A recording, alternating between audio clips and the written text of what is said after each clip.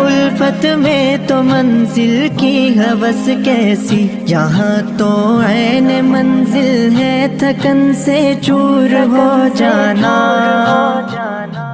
अल्हम्दुलिल्लाहि रब्बिल आलमीन वस्सलातु वस्सलामु अला सय्यिदिल मुरसलीन व अला आलिहि व अस्हाबिहि अजमईन।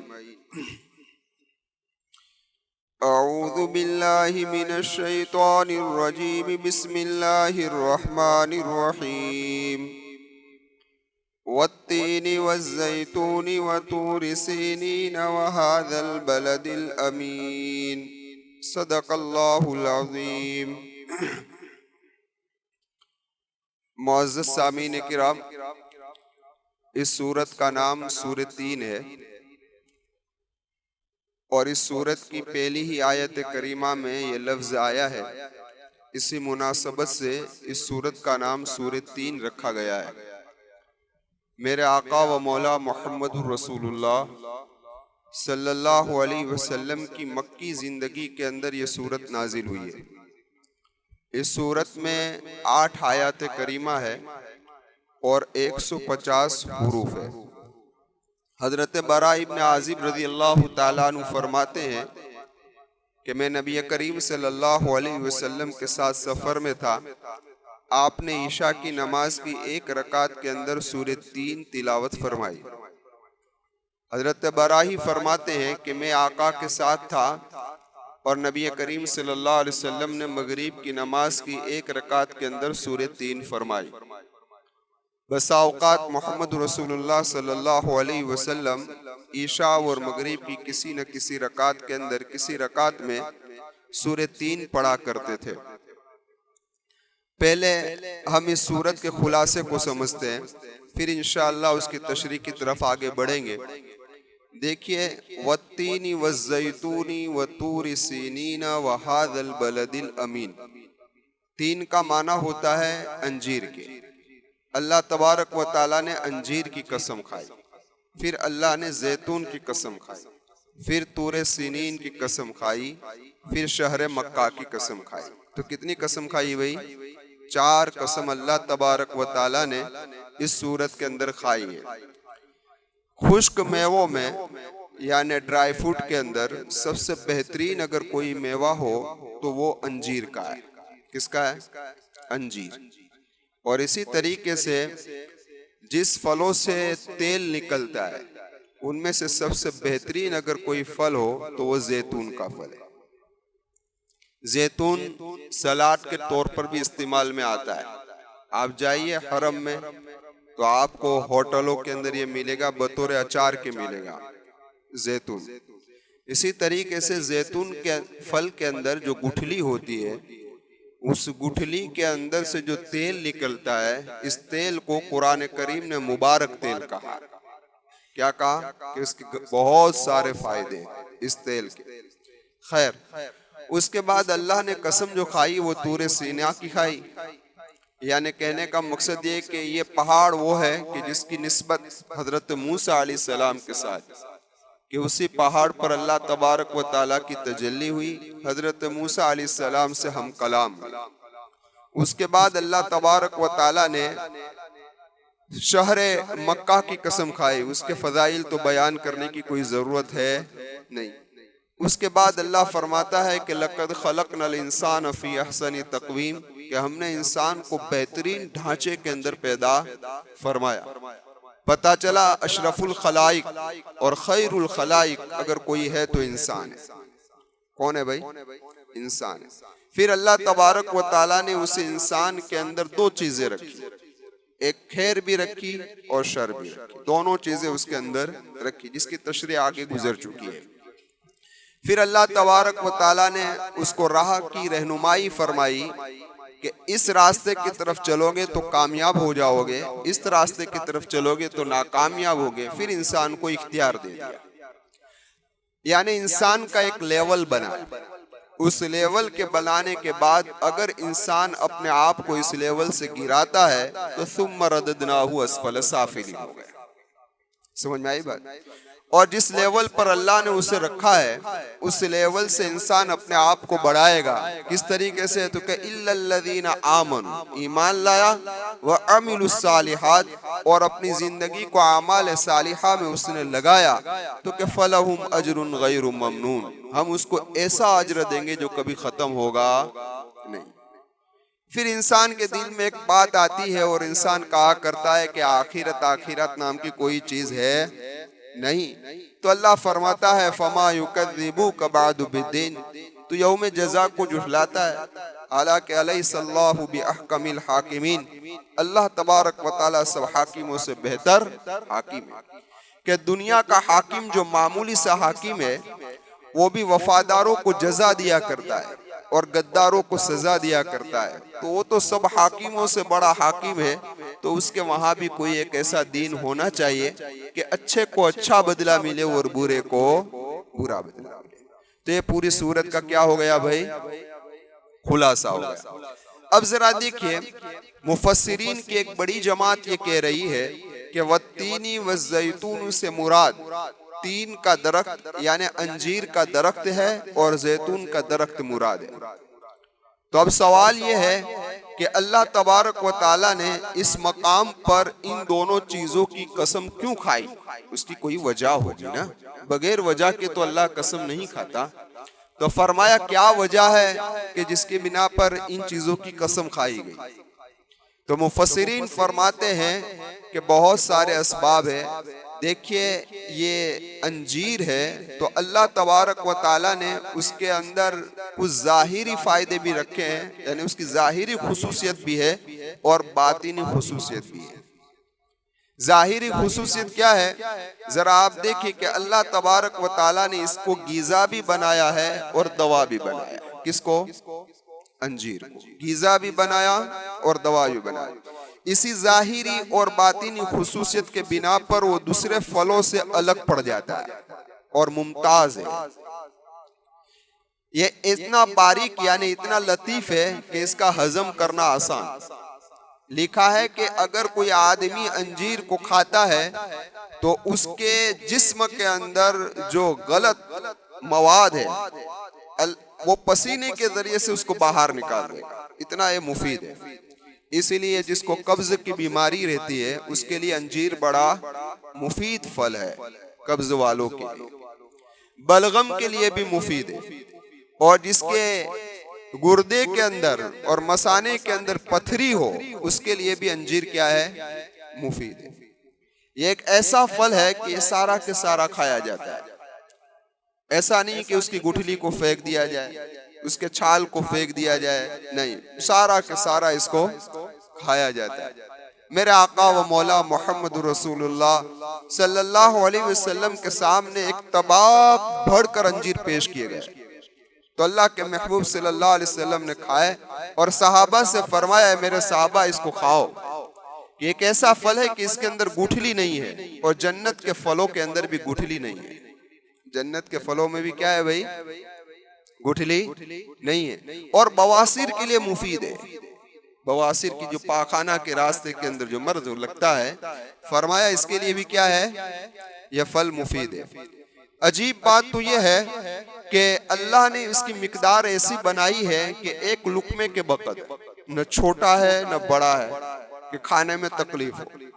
बाज लोगों ने फरमाया कि जिसके बाल न हो तो बालों के लिए भी मुफीद है, यानी बाल उगते हैं अंजीर के खाने से, बाल क्या करेंगे भाई?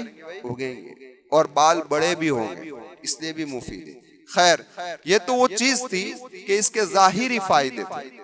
अब उससे बातीनी चीज क्या है जरा वो भी समझिए, यानी बातीन की खुसूसियत क्या है? तो कि अहले कमाल के साथ ये मुशाबहत रखता है। अहले कमाल किसको कहते हैं? अहले कमाल उन अल्लाह वालों को कहा जाता है कि जिसका जाहिर और जिसका बातिन यकसा होता है। हमारी तरह नहीं होता, सफेद जब्बा लहंगा पहन लिया, हाथ में तस्बीह रख दी, ऊपर अमामा बांध लिया और अंदर सारे काम काले ही काले। समझ में आए? हमारा जाहिर कुछ और है, बातिन कुछ और है। लेकिन अल्लाह वालों का जाहिर और बातिन क्या होता है? यकसा होता है, बिल्कुल साफ होता है। तो ये फल भी उनके साथ ऐसी ही मुशाबहत रखता है कि उसका जाहिर और बातिन यकसा है, सब खा जाओ, खा सकते हो। दूसरी अजीब बात इस फल के अंदर यह है कि वो अपने कमाल का दावा बाद में करता है, लेकिन कमाल को पहले जाहिर करता है। कहने का मकसद ये है कि ये दरख्त पहले फल लाता है, फिर दरख्त बढ़ता है। पहले क्या करता है?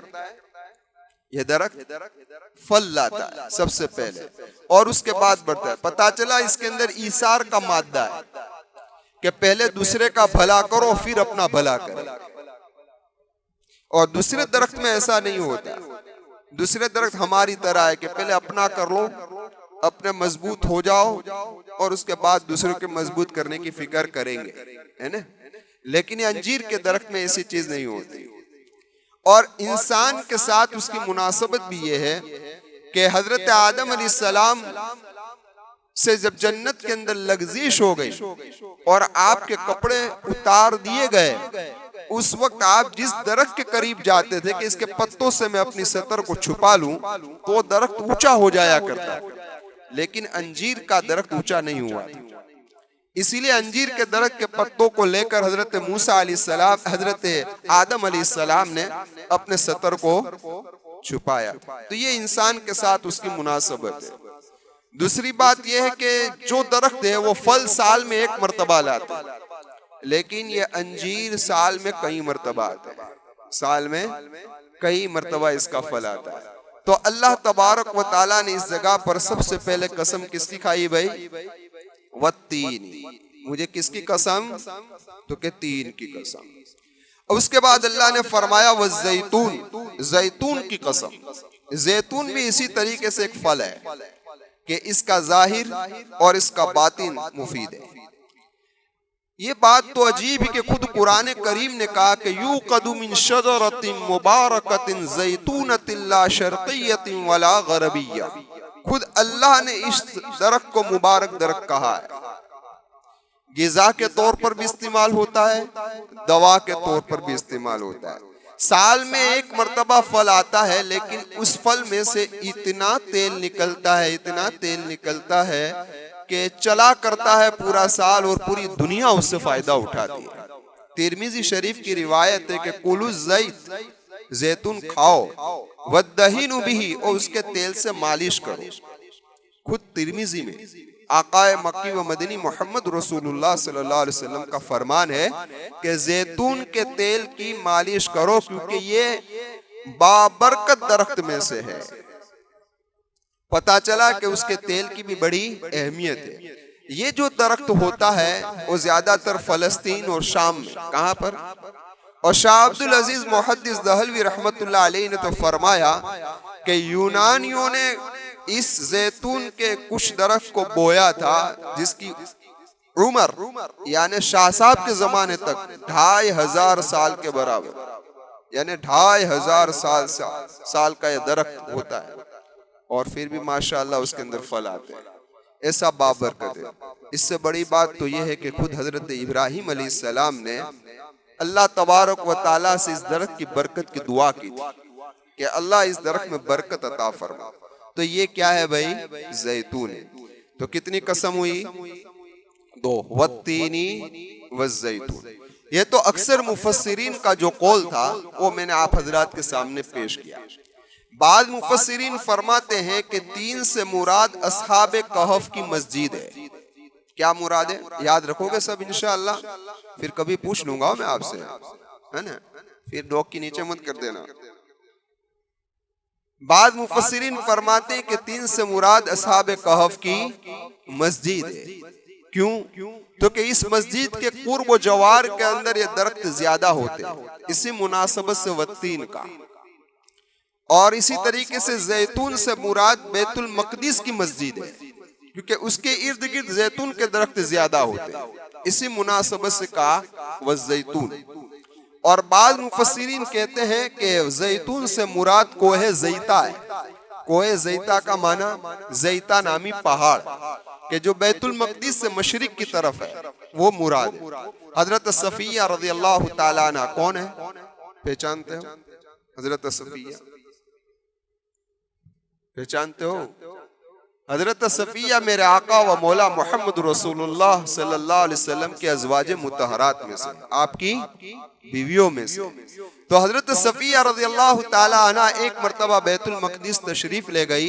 आपने मस्जिद अक़सा के अंदर 2 रकात नफल पढ़ी और उसके बाद कोहे ज़ैता पर की तरफ आई और कोहे ज़ैता पर आपने 2 रकात नमाज पढ़ी। फिर कोहे ज़ैता के किनारे पर आई और वहां जाकर फरमाने लगी हजरत सफिया रज़ियल्लाहु ताला अन्हा के कयामत के दिन इसी जगह से अल्लाह तबारक व ताला लोगों को तकसीम करेंगे, बादों को जन्नत के हवाले करेंगे, बादों को जहन्नम के हवाले करेंगे। अल्लाह जहन्नम से हिफाजत फरमाए, हम तमाम को जन्नतुल फिरदौस नसीब फरमाए। फिर फरमाया हजरत सफिया ने कि अल्लाह तबारक व ताला ने इसी जगह से हजरत ईसा अलैहिस्सलाम को आसमान पर उठाया। तो पता चला कि जैतून से यहाँ मुराद कोहे ज़ैता है, जैसा के बाद मुफस्सिरीन कहते हैं। सलाउद्दीन अय्यूबी रहमतुल्लाह अलैह ने जब बैतुल मक़दिस को फतह किया, उस वक्त इसी कोहे ज़ैता को 2 हिस्सों में, इसकी पूरी जगह को 2 हिस्सों में तकसीम किया। एक शेख अहमद और एक शेख अली, इन दोनों भाइयों के दरमियान इस जगह को तकसीम किया और उनको वक़फ़ कर दिया। 17 ज़िलहिज्जा सन हिजरी 584 का यह वाक़या है। कितने साल हुए भाई? 850 साल हुए करीब। इससे पहले का वाक़या है। शाह साहब लिखते हैं कि जहां तक शाह साहब ने लिखा है, वहां तक ये दोनों जगह अभी तक इनके वारसदारों के हिस्से में है, इन्हीं के कब्जे में है। 850 साल हो गए, इन्हीं के कब्जे में है।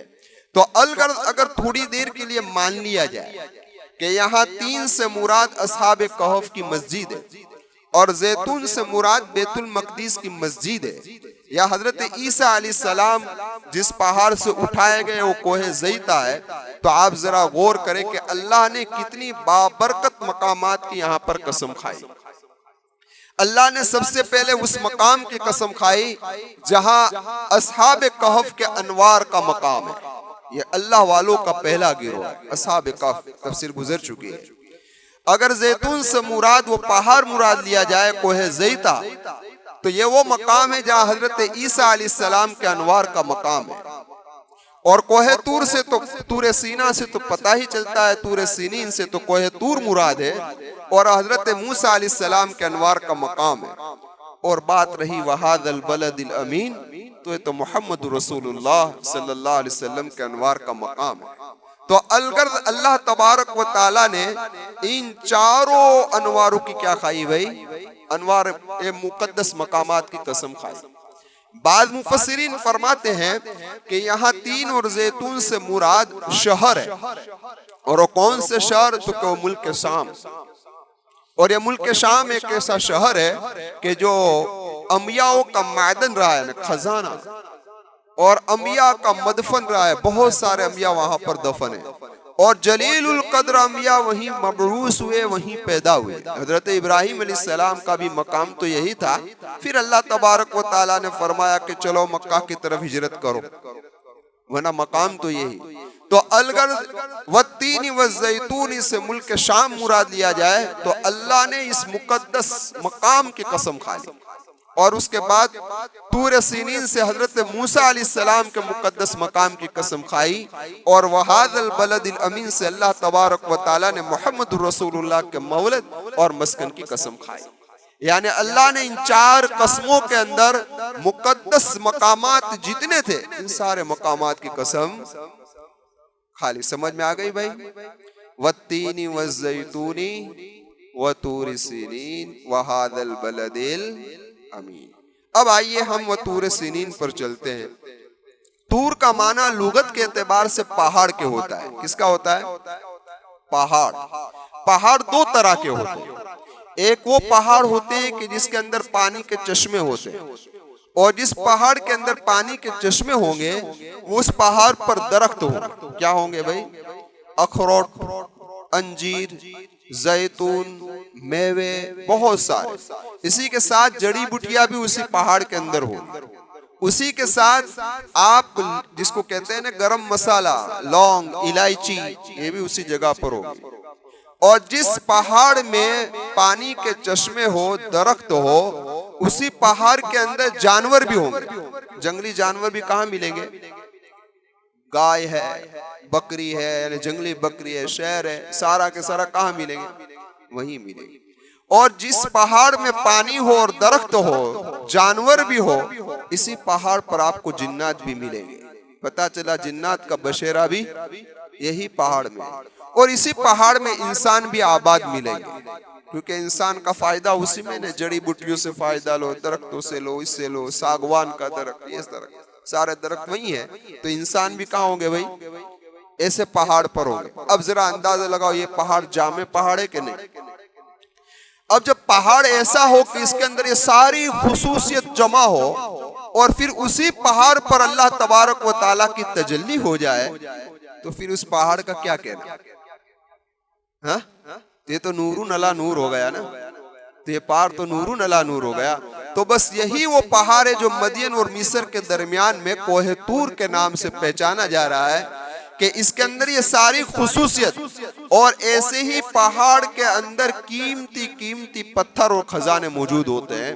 तो ये पहाड़ ऐसा, और इसी पहाड़ पर अल्लाह तबारक व ताला की तजल्ली हुई, और इन्नी अनल्लाहु रब्बुल आलमीन, अल्लाह हजरत मूसा से फरमा रहे हैं कि मैं ही अल्लाह हूँ और सारे जहां का रब हूँ। हजरत मूसा अलैहिस्सलाम से कलाम कर रहे हैं, और उसके बाद इसी पहाड़ को हजरत मूसा अलैहिस्सलाम ने अपनी मुनाजात के लिए और अपनी इबादत के लिए मुंतखब फरमाया। पता चला कि ये वो पहाड़ है जहां जाहिरी खुसूसियात तो मौजूद है, बातिनी यानी कि अल्लाह तबारक व ताला की तजल्ली भी, और उसके बाद हजरत मूसा की इबादत के अनवार भी वहां पर मौजूद है। क्या मौजूद है? वो तूर। वेकेशन में यहाँ घूमने जाते हो, वहां घूमने जाते हो, जाना तो ऐसी मुकद्दस जगह पर जाना चाहिए ना। हरम जाओ वेकेशन करने के लिए, या ऐसी बाबरकत जगह पर जाओ जिससे तारीख से कुछ वास्ता है। लेकिन हमारा वेकेशन तो कहाँ जाएगा? आबू जाएगा, आगरा जाएगा, यहाँ जाएगा, वहां जाएगा, वेकेशन पूरा हो गया, है ना। जाना चाहिए ऐसी मुकद्दस व बाबरकत जगह पर जाओ कि जहां जिस जगह से मुकद्दस अंबियाओं की निस्बत जुड़ी हुई है और लगी हुई है।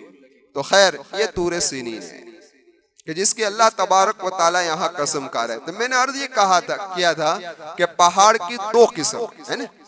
दूसरे पहाड़ वो है कि वहां पानी के चश्मे नहीं होते, और पानी नहीं होगा तो दरख्त नहीं होगा, बराबर है ना।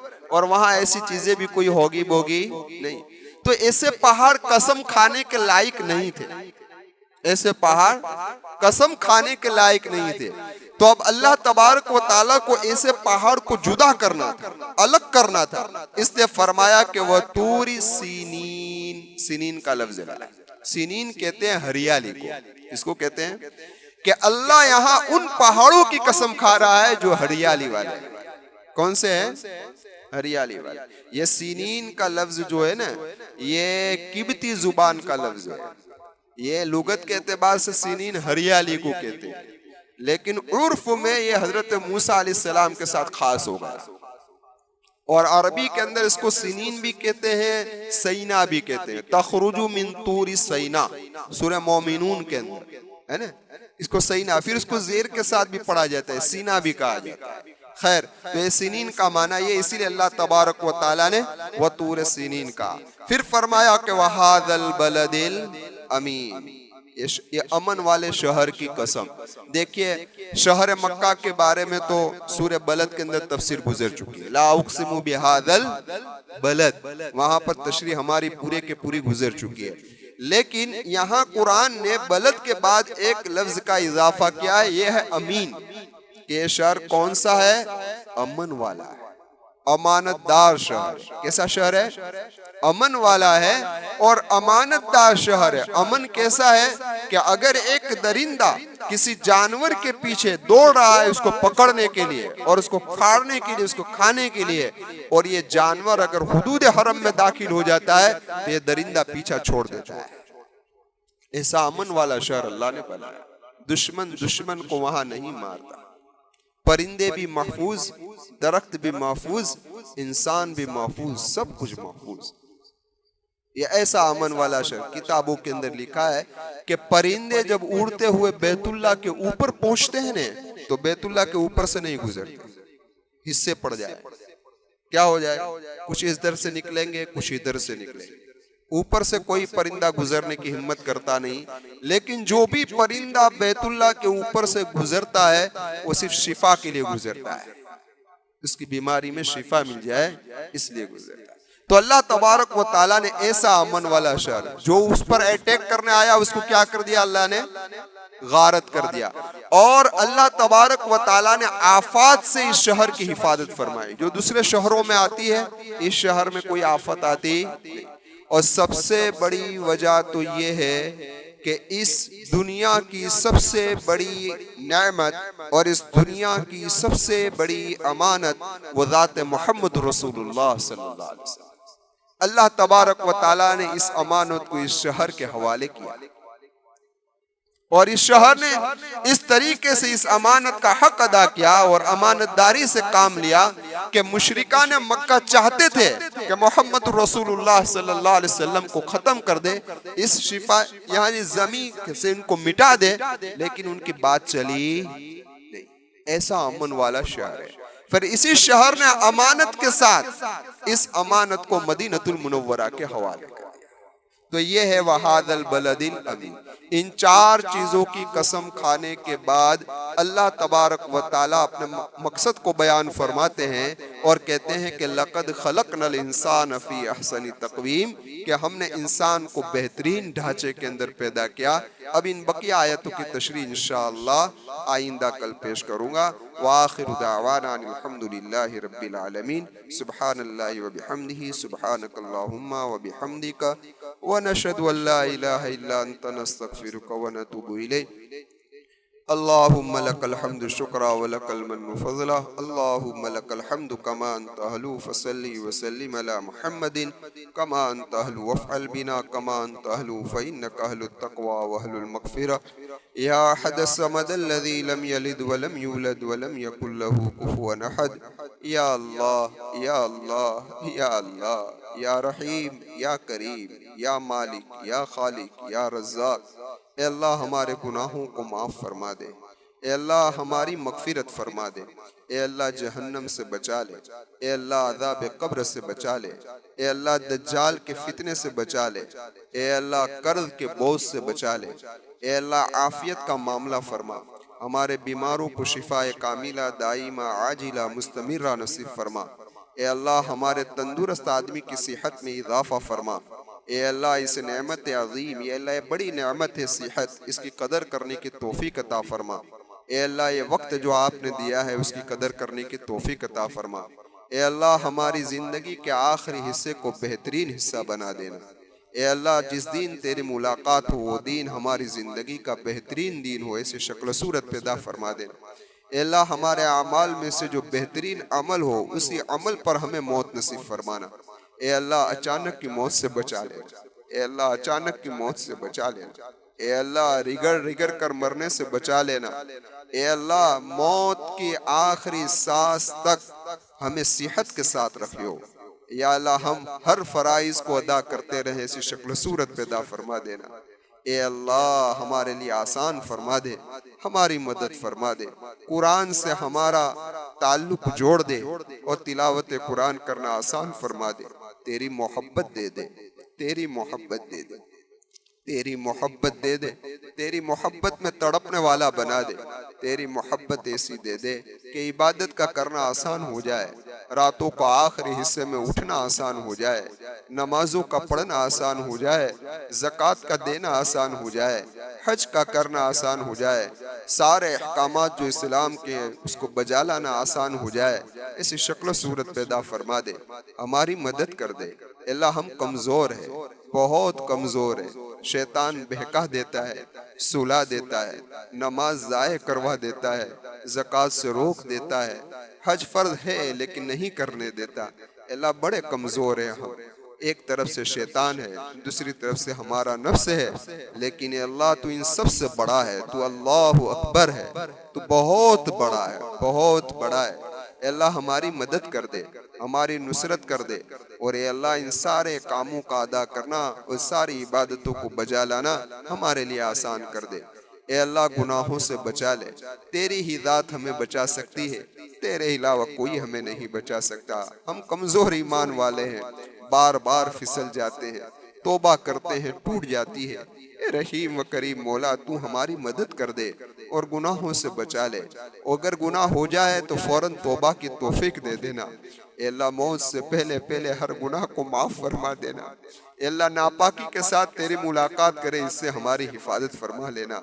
गुनाहों से पाक व साफ हो चुके हो, हमारा कफन भी पाक व साफ हो, हमारा जिस्म भी पाक व साफ हो, हमारा बातिन भी पाक व साफ हो, हमारे दिल में किसी के बारे में कीना न हो, हसद न हो, बुग़्ज़ न हो, अदावत न हो, दुश्मनी न हो, पाक व साफ हो, दिल भी पाक, जिस्म भी पाक, कपड़े भी पाक, ये सारी चीजें पाक हो। इसी पाकी की हालत में हम तुझसे मिले, ऐसी शक्ल सूरत पैदा फरमा दे, ऐसी शक्ल सूरत पैदा फरमा दे, ऐसी शक्ल सूरत पैदा फरमा दे। ए अल्लाह खात्मा बिल खैर फरमाना, बुरे खात्मे से हिफाजत फरमा लेना, बुरे खात्मे से अल्लाह हिफाजत फरमा लेना। ए अल्लाह तेरी रजा वाली मौत दे देना, तेरी नाराजगी वाली मौत से हिफाजत फरमा लेना। अल्लाह मौत का वक्त करीब है तो फरिश्ते खुद हमें तलकीन करे, ला इलाहा इल्लल्लाह मुहम्मदुर रसूलुल्लाह। ऐसी शक्ल सूरत पैदा फरमा दे, ऐसी शक्ल सूरत पैदा फरमा दे। अल्लाह अमाल तो ऐसे नहीं है, लेकिन अल्लाह तेरी रहमत से कुछ दूर भी नहीं है, कुछ बाईद भी नहीं है। तेरी रहमत से फैसला फरमा देना कि मौत के वक्त फरिश्ता करीब आकर कह दे, बंदा पढ़ ले ला इलाहा इल्लल्लाह मुहम्मदुर रसूलुल्लाह सल्लल्लाहु अलैहि वसल्लम। ए अल्लाह हम कामयाब हो गए, ए अल्लाह हम कामयाब हो गए। तेरा कुरान में ऐलान है, फमन ज़ुहज़िहा अनिन नार व उदखिलल जन्ना फ़क़द फ़ाज़, कि जो आदमी जहन्नम से बचा लिया गया, वो जन्नत में दाखिल कर दिया गया, वो कामयाब हो गया। ए अल्लाह तू हमें कामयाब कर देना, हमें कामयाब कर देना। ए अल्लाह ये मजमा दूर व दराज से यहाँ आया है, इनकी जायज़ तमन्नाओं को पूरी फरमा दे।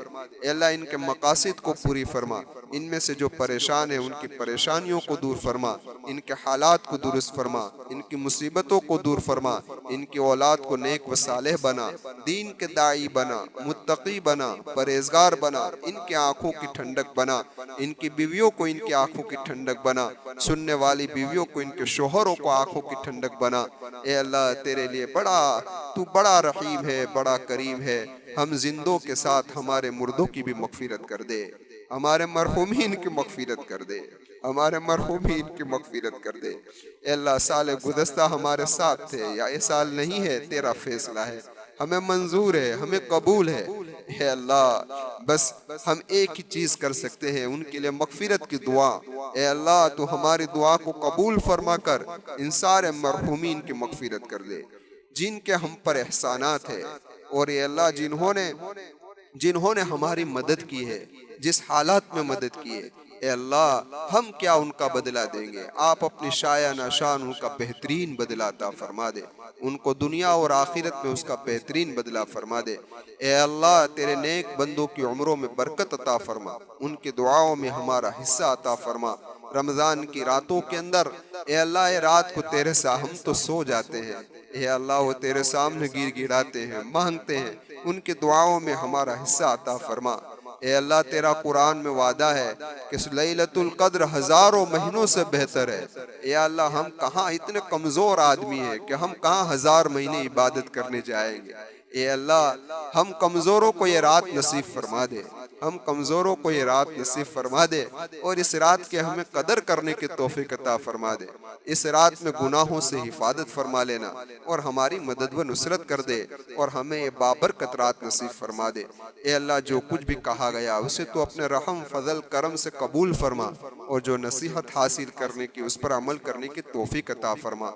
ए अल्लाह प्यारे आका व मौला मोहम्मद रसूलुल्लाह सल्लल्लाहु अलैहि वसल्लम ने जितनी खैर तुझसे मांगी है, ये सारी खैर हम तुझसे मांगते हैं। और जितने शुरू से नबी ने पनाह चाहिए है, इन सारे शुरू से हम पनाह मांगते हैं, हमें पनाह अता फरमा। इन्नल्लाह व मलाइकतहु युसल्लूना अलन नबी या अय्युहल्लज़ीना आमनू सल्लु अलैहि व सल्लिमू तस्लीमा। अल्लाहुम्मा सल्लि अला मुहम्मदिन कुल्लमा ज़करहु ज़ाकिरून व सल्लि अला मुहम्मदिन कुल्लमा गफ़ला अन ज़िक्रिहिल गाफ़िलून बिरहमतिक।